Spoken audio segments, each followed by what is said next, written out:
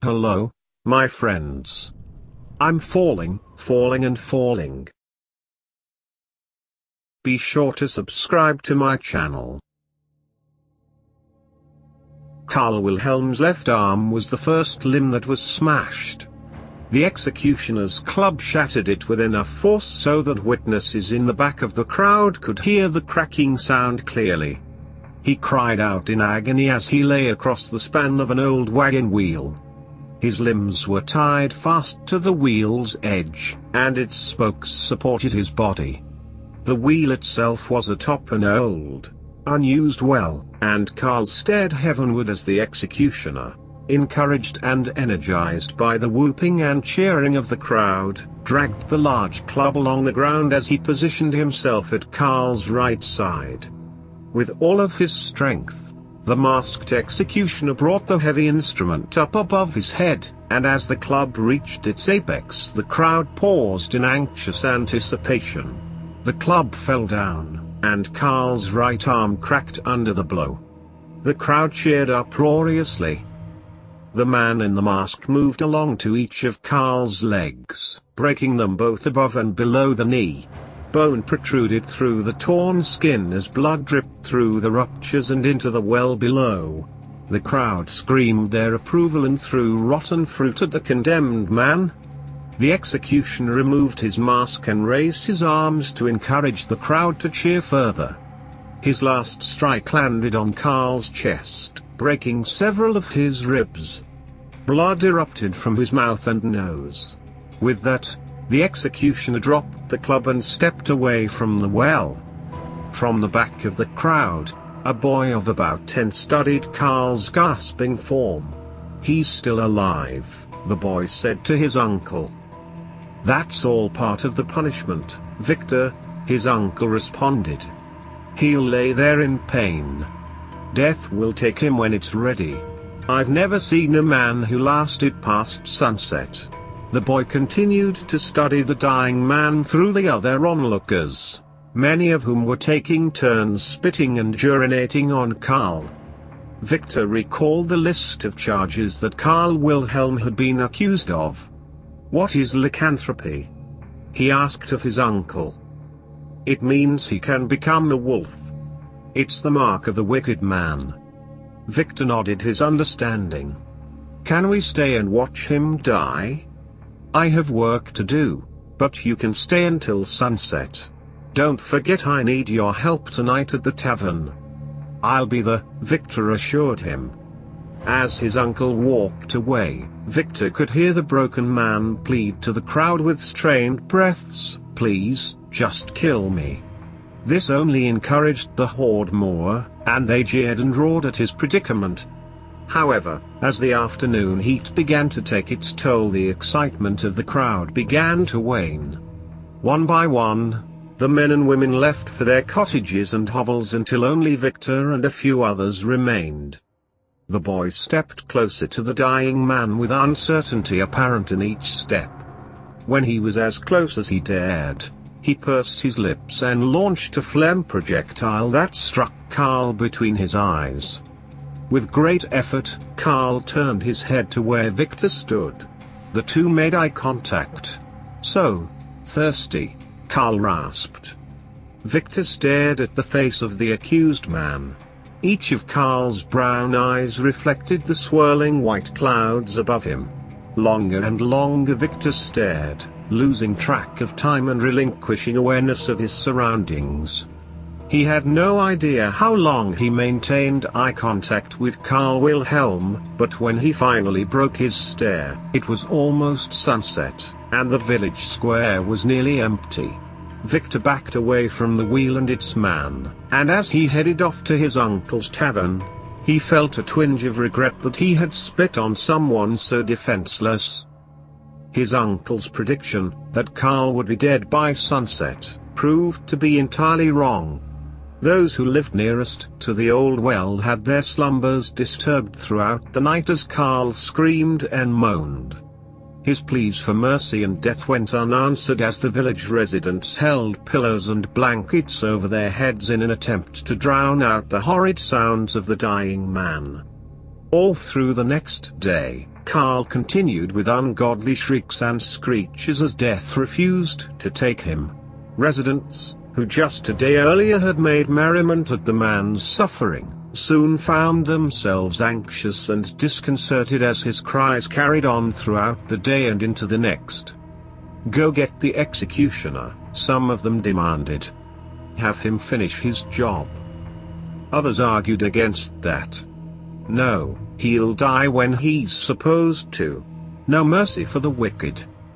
On the third night after his supposed execution, Karl Wilhelm still appeared to be very much alive, as proven by his unceasing cries of pain and requests for mercy.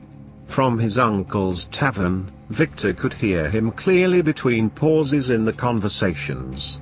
Frazzled patrons lined the bar and occupied all the tables as Victor weaved in and out, bringing mugs to the tap for refilling and then returning them to the customers. Various discussions about the man outside dominated the night, and fear punctuated the dialogue as the men nervously proclaimed to understand what was going on. "Hell doesn't want him, that's why he won't die," proclaimed Peter the shoemaker. Others raised their mugs in nervous agreement. "I don't think he's guilty at all," came a response from across the room. The men all paused and looked at Conrad Becker, one of the village's oldest men. "We're being punished, forced to listen to the cries of an innocent man until we ourselves go insane." "How could he possibly be innocent?" others demanded. "I looked him in the eyes, and I know the stare of innocence." The tavern became hushed as Conrad Becker spoke. "And why should we believe the allegations against him? Did anyone observe him turn into a wolf?" The men all looked at each other, waiting to see who among them would stand up as a witness. The judges on the council are only interested in making a name for themselves. The truth doesn't concern them. Victor's uncle spoke up. "Then who tore apart Walter Ernst? And who ripped his daughter's head off?" A giant wolf was seen walking on two legs outside of Karl's farm, and his hatred of Walter was well known. "That's close enough for me.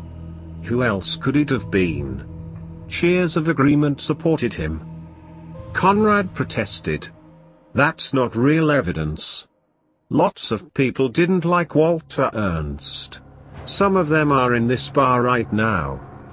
"Then who is the lycanthrope if it's not Karl Wilhelm?" the men asked as they began to break into smaller discussions amongst themselves. They argued late into the night.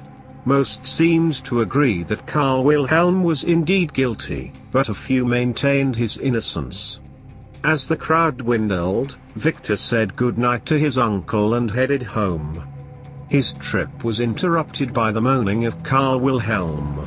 Victor's paces stopped, and after a moment's hesitation he turned and walked toward the well, the wheel, and Wilhelm. As he approached, Wilhelm's ears twitched and he seemed to sense Victor's presence. "Water," came his strained request. Victor hesitated. "So thirsty," Karl said in a raspy voice that was barely above a whisper. Victor viewed the pathetic form in front of him, and a stitch of sympathy took hold. He looked to the dewy ground and saw a small dirty puddle where the night's condensation had collected. Glancing behind him to make sure no one was looking, Victor made a cup with his hands and bent down to gather as much of the water as he could. He carefully stood up and moved his hands over Karl's mouth. As he loosened his fingers, the water flowed down and dribbled into Karl's delirious maw. He repeated the act of mercy 2 more times until the puddle gave no more water. "Thank you." Victor noticed that Karl's voice was noticeably less raspy. "You're welcome." Karl stared up into the starry night and enjoyed the sensation of a wet throat. Eventually, he spoke again to Victor. "My father taught me to never let a debt go unpaid, but I have nothing I can give you except for advice." He paused for a moment to think. "Always remember that the world exists in shades of gray. Victor contemplated what was told to him but failed to understand what the man was getting at. Without saying anything more, he backed away slowly and left for home.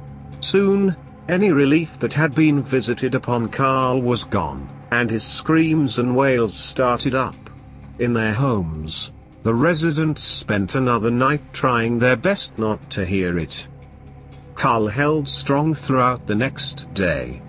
His pleas were ignored but not unheard, and nearly everyone within earshot was noticeably on edge. His gangrenous legs, chapped skin, and sallow features made him appear as something other than human to those few who wandered over to look. That night, many of the residents again gathered within the tavern, thankful that the activity of the crowded room was able to drown out the noise from the man on the wheel. Ironically, they spent most of their evening talking about the very man they were trying to get away from. The arguments from the previous night were far from settled, and Victor listened as the inebriated men took up their positions once again. Only a wolf man could survive out there this long, some claimed. Conrad Becker, the primary defender of Carl's innocence, shot back. If he was a wolf he would have changed into one by now. Clearly, he's just a man and only a man. Victor tuned them out. The beers he brought to the men kept them slaked and heated at the same time. Soon, the air in the room grew thick, so Victor was glad when his uncle allowed him to take a break. He stepped outside into the fresh air and took some deep breaths. The first thing he noticed is that the night was quiet. Curiously, he walked over to the village square to check on the condition of Carl Wilhelm. The man was still breathing. "Victor? Victor, is that you?" the condemned man asked as he approached. Victor hadn't realized that Carl even knew his name. "Yes, it's me." "Thirsty?" Victor reached into his shirt pocket and pulled out a flask that he'd earlier filled with water. He opened it and held it over Carl's mouth, allowing the liquid to slowly dribble its way down. "That tastes good," Carl said. The two of them waited in silence as the man slowly regained some sense of humanity. "And now I must repay you." He stared at the heavens thoughtfully. "You will be better off in life to forgive past transgressions." Victor considered the advice and then took his leave before anyone saw him talking to the living dead man. Carl's screams began again shortly thereafter.